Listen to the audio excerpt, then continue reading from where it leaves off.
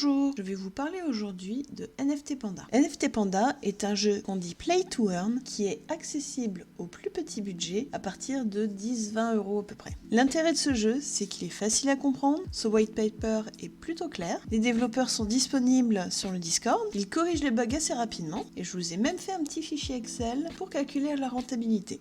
Donc pour commencer sur ce jeu, je vais déjà vous expliquer ce que c'est un Play to Earn. Un Play to Earn, c'est un jeu qui permet de gagner de l'argent. Alors pas forcément de l'argent des euros, mais de l'argent des crypto-monnaies. Donc ça veut dire que pour jouer à ce jeu, il va falloir rentrer dans le monde des crypto-monnaies. Et pour rentrer dans ce monde de crypto-monnaies, moi j'y suis rentrée par la formation de Thomas Joe, Crypto Hero, dont je vous parlerai à la fin de la vidéo.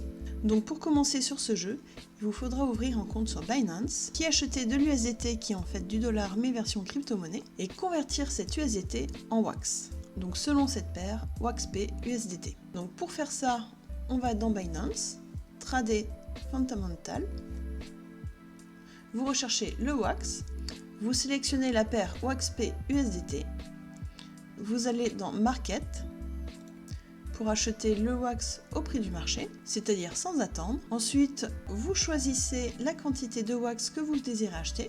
Donc, je ne vais pas pouvoir vous montrer parce que moi je n'ai plus d'USDT sur Binance. Actuellement, j'ai tout placé sur des crypto-monnaies.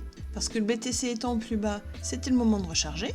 Mais ça, vous comprendrez mieux en regardant les vidéos sur le Discord et vous cliquez sur acheter du WAXP. Ensuite, vous retournez sur votre portefeuille spot, vous recherchez le wax. Bon, moi j'en ai plus. Et vous faites retrait.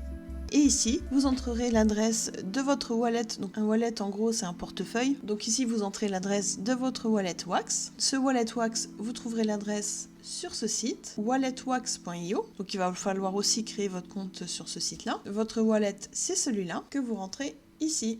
Donc effectivement, il va vous dire qu'il y a une note, mais c'est pas grave, il n'y en a pas besoin pour ce wallet-là. Donc vous mettez le maximum pour mettre tout le wax que vous avez et tout transférer sur votre wallet wax. Donc là encore, je ne vais pas pouvoir vous montrer parce que je n'ai plus de wax. Mais croyez-moi sur parole, c'est comme ça qu'on fait. Donc au bout de quelques secondes, minutes, vos wax vont arriver ici. Et pour pouvoir jouer, il va falloir en placer un peu dans les ressources. Alors au début, n'en placez pas trop, vous réajusterez par la suite. La quantité de wax que j'ai mis ici, c'est adapté pour mes 5 pandas.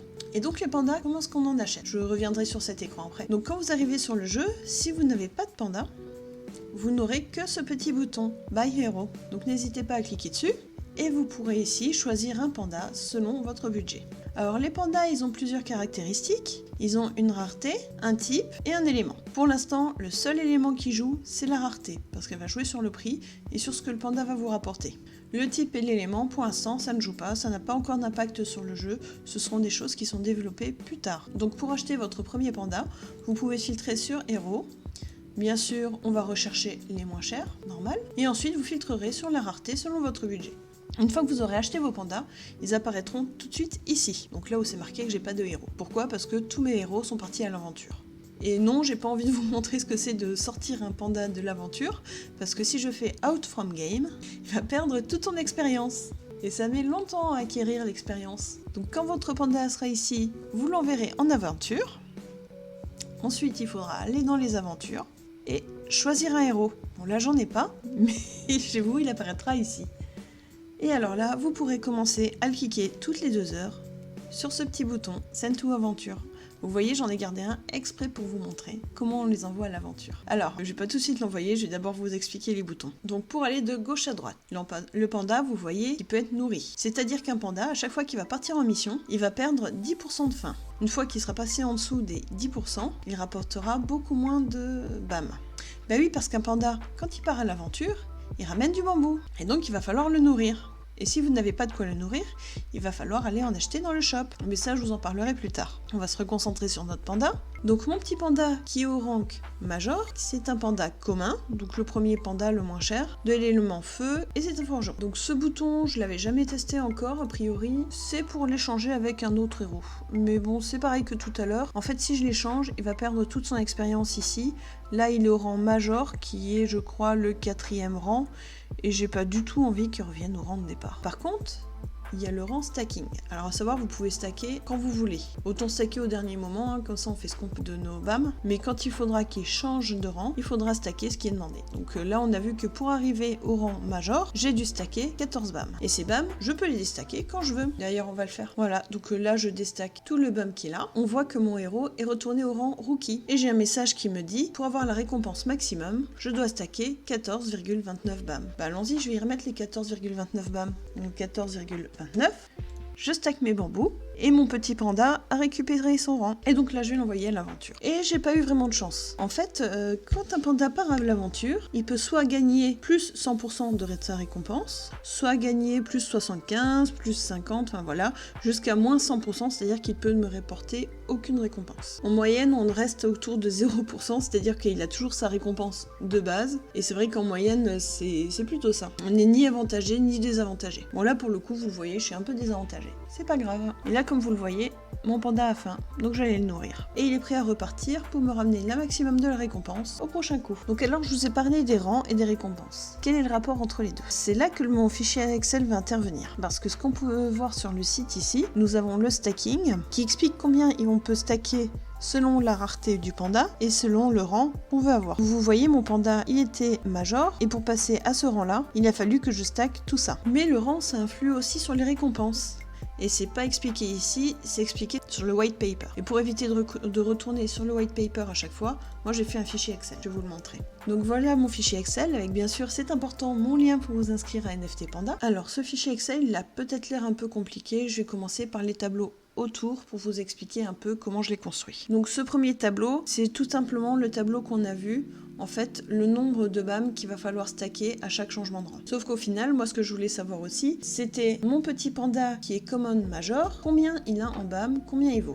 Je le vois visuellement sur l'écran, mais moi pour les calculer, j'avais besoin de le savoir. Donc j'ai un autre tableau ici qui m'explique que, par exemple, mon panda major, common, il a stacké 14,29 BAM. Bon, vous vous rappelez, c'est ce qu'on a fait tout à l'heure. Ensuite, sur ce tableau-là, je paramètre le nombre de missions que je fais par jour. Alors certains automatisent les envois en mission, moi je fais tout manuellement. Le matin, dès que je me lève, j'envoie mes pandas en mission.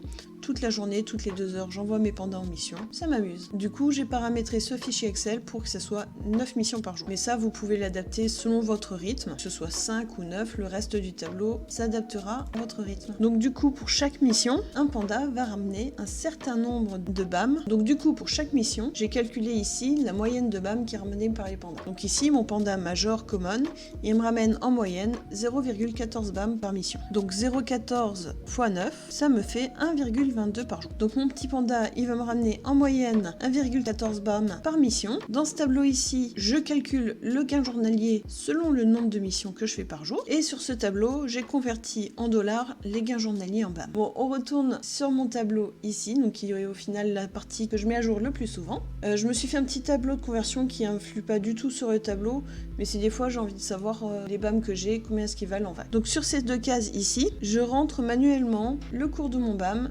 et le cours du VAX. Donc j'ai noté ici combien j'ai stacké en CPU et en net. Donc ça c'est ce qu'on avait vu sur le wallet wax. Et j'ai rentré tous mes petits pandas. Et ce petit tableau me calcule la rentabilité de mes pandas. Et ensuite ce tableau-là me calcule le ROI de chaque panda. Et ça c'est le portefeuille que j'ai actuellement. Après si vous avez des questions sur le tableau, n'hésitez pas à me mettre en commentaire, j'y répondrai sans problème. Et donc comment est-ce que je suis rentrée dans ce monde des play to earn? On parle crypto-monnaie, on parle NFT. Et c'est des termes que je ne connaissais pas du tout il y a encore de cela quelques semaines. Et c'est vrai que le monde de la crypto-monnaie peut paraître assez compliqué quand on n'a pas les bases déjà. Et c'est pour ça que je vais vous mettre mon lien d'accès à la formation de Crypto Hero, donc de Thomas Dio. D'ailleurs, c'est pas vraiment une formation par rapport à ce qu'il fait, ce qu'il a appris. En fait, il explique quel investissement il fait, quand est-ce qu'il les fait et pourquoi. Comme c'est un accès à un Discord, c'est un abonnement. Et donc si ça vous intéresse, vous trouverez le lien en commentaire. Donc sur ce, j'espère que cette vidéo vous aura plu. Je continuerai à vous montrer des vidéos de NFT Panda parce que même si c'est pas forcément le plus rentable des jeux,